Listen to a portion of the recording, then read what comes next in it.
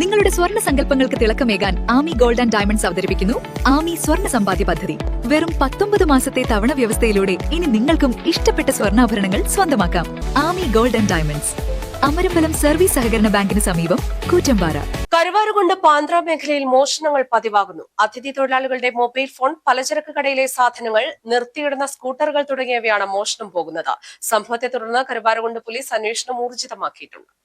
ഫലത്തിൽ കാര്യമായ സാധനങ്ങളൊന്നും മോഷ്ടിക്കപ്പെടുന്നില്ലെങ്കിലും നിത്യേനയുള്ള ഈ പ്രവണത പാന്ത്ര നിവാസികളെ ആശങ്കയിലാക്കിയിരിക്കുകയാണ്.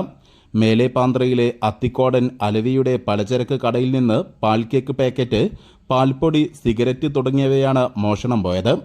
സുൽത്താന എസ്റ്റേറ്റിൽ നിന്ന് ഭക്ഷണം പാചകം ചെയ്യുന്ന പാത്രങ്ങളും അതിഥി തൊഴിലാളിയുടെ മൊബൈൽ ഫോണും മോഷണം പോയി. ചെമ്പൻകാടിൽ വീട്ടുമുറ്റത്ത് നിർത്തിയിട്ടിരുന്ന ബൈക്കുകൾ മോഷണം പോയിരുന്നെങ്കിലും 2 ദിവസത്തിനു ശേഷം ഉപേക്ഷിക്കപ്പെട്ട നിലയിൽ കണ്ടെത്തി. മദാരിയിൽ നിന്ന് മോഷണം പോയതാകട്ടെ വിൽക്കാൻ വെച്ചിരുന്ന കൊട്ടടക്കയാണ്. കിഴക്കൻ ഹാരിസിന്റെ സ്കൂട്ടറും മോഷണം പോയി. ഇതിനു പുറമെ വസ്ത്രങ്ങളും കാണാതാവുന്നുണ്ട്. മേഖലയിൽ അപരിചിതരായ ആളുകൾ നിത്യേന എത്തുന്നതും സാമൂഹ്യവിരുദ്ധ ശല്യം രൂക്ഷമാകുന്നതായും വാർഡ് അംഗം റഷീദ് പട്ട പറഞ്ഞു.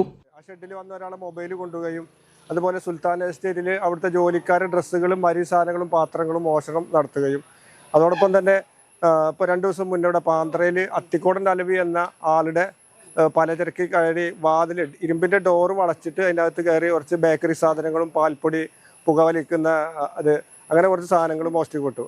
അതോടൊപ്പം തന്നെ ഒരാളെ പുകപ്പരയിൽ ഒട്ടുപാല് കൊണ്ടുപോകാൻ വേണ്ടിയിട്ട് വാതിൽ കുത്തി പൊളിക്കാനുള്ളൊരു ശ്രമം നടത്തി.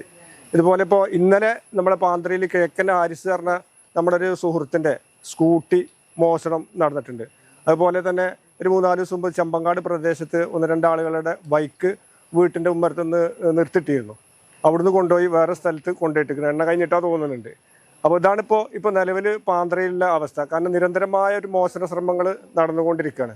അപ്പോൾ ഇതിന് ശക്തമായ അധികാരികളുടെ അടുത്തുനിന്ന് ശക്തമായ ഒരു ഇടപെടലും രാത്രികൾ അവിടെ ഒരു ചുറ്റലുണ്ടാകുകയാണ്.